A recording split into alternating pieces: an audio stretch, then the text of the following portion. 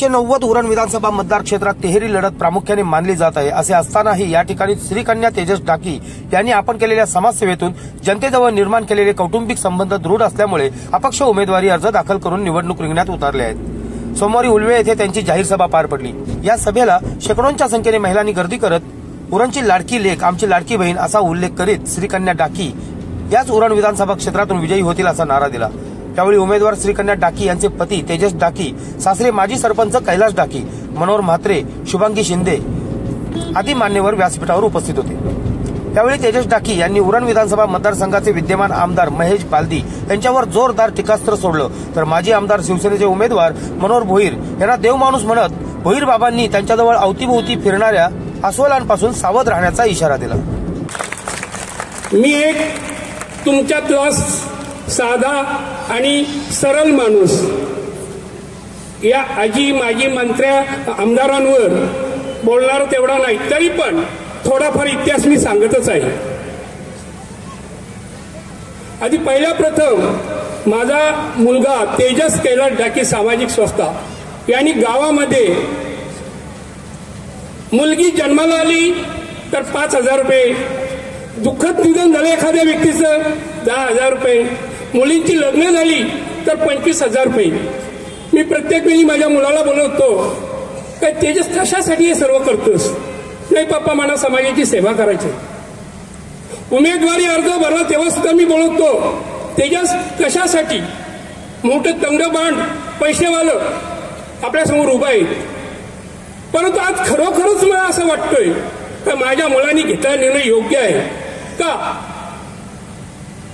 तुम्ही निवडून दिलात 100% आमदार होईल, निवडून दिलात 100% तुम्हाला गॅस मोफत भेटेल। या सर्व गोष्टी आम्ही करू ना, आम्हाला निधी नाही, काही नाही, आम्ही स्वखर्चाने सर्व करणार आहोत। आजी माझी आमदारांवर मला वाईट शब्द बोलायचं नाही, तेवढा मी मोठा नाही। आमच्या बोरकार गावाचीच परिस्थिती सांगतोय।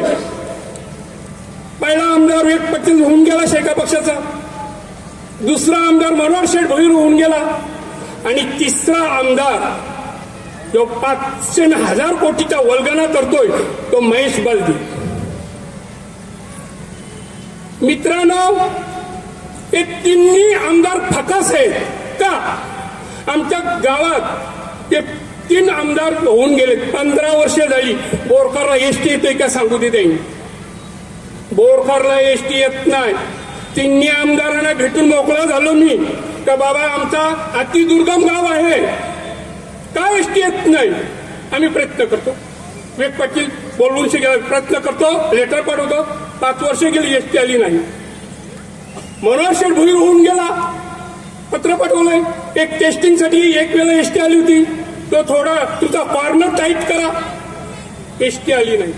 आणि हा दमदार आमदार जो बोलतात, हा दमदार आमदार आहे, त्याच्याबद्दल मी एक शब्द बोलत नाही। कशात?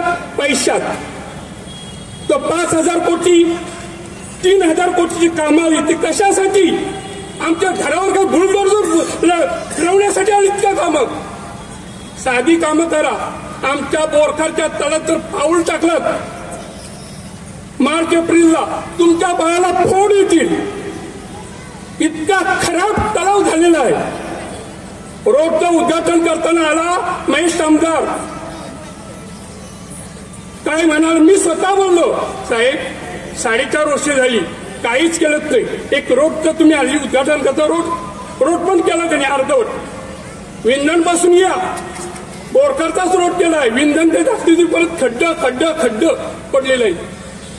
4.5 कोटी तुम्हाला मंजूर केलं रोड अर्धवट। मी त्यांना विनंती केली, साहेब ठीक आहे, आमच्या तलावात 15 वर्ष कोणीच काम केलेलं नाही, मेहरबानी करून एक काम तळ्याचं करा, काही करू, आम्हाला 100% मतदान करा, आम्ही करू। म्हणजे यांचा इतिहास जर सांगायला गेला ना तर अतिशय खराब आहे।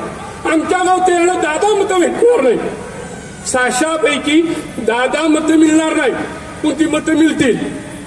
कशावर? पैसा। मी जाहीर सभेद्वारे त्यांना आवाहन केलेलं आहे की जर तुम्ही खऱ्या अर्थाने जर विकास केलेला आहात तर विकास करणार नुसता बोंबलत बसत नाही, मी हे केले ते केले, जनता सांगतोय त्यांनी हे केले ते केले, परंतु आपल्या विकासकाला नुसता बोंबलावं लागतोय, मी हे केलंय मी ते केलंय, मी 5,000 10,000 कोटी अहो ते कुठे ते त्याचं त्याला माहिती, परंतु खरोखर जर तुम्ही विकासक असाल तर तुम्हाला तुमच्या आई वडिलांची शपथ आहे, तुम्ही धनशक्तीचा वापर करू नका. मग ही जनशक्ती काय आहे ना, ती तुम्हाला तुमच्या अवकात दाखवणार आहे. कसं असते, लोकांची मजबुरी असते, अनेक लोकांना खायला प्यायला वांदे झाले, या गोष्टीचा फायदा हे आजी माझी घेत आहे आणि धनशक्तीचा उपयोग करून लोकांची मतंही उभारत आहे. माझा पुन्हा ना आव्हान आहे तुमच्यामार्फत, जर खरोखर तुम्ही विकासक आहात की भकासक आहात, आई वडिलांची तुम्हाला शपथ आहे, तुम्ही पैसे न वाटता निवडणूक लढवा आणि विजयी व्हा. मी स्वतः चॅलेंज देतो, अटल सेतूवरून उडी मारीन आणि स्वतःला संपवेन. की बघा, भोईर बाबा सुद्धा आपल्या समाजाचे आहेत. कुठंतरी वाटतोय भोईर बाबांना कुणीतरी हे नेऊ नये किंवा खोटी त्यांना स्वप्न दाखवू नये.